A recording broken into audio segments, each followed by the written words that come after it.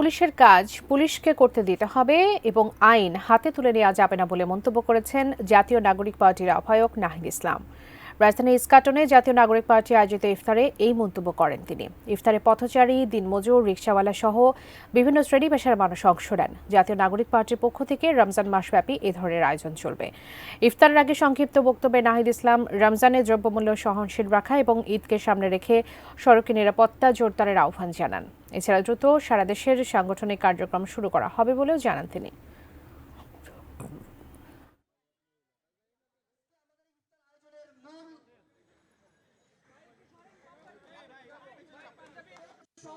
আমাদের সমাজে এখন আমরা নানা রকম অস্থিরতা দেখতে পাচ্ছি।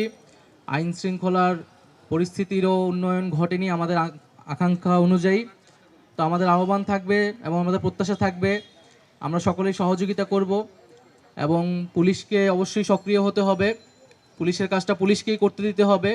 আমরা নিজেরা কেউ আইন হাতে তুলে নেব না এবং শান্তি, সম্প্রীতি এবং সহনশীলতার চর্চাটা আমাদের প্রত্যেকের নিজ নিজ জায়গা থেকে আসলে করতে হবে এবং সকলে মিলেই আমরা এই সময়টা কাজে লাগাবো যাতে আমাদের দেশের সামনের দিকে সমৃদ্ধিটা হয়।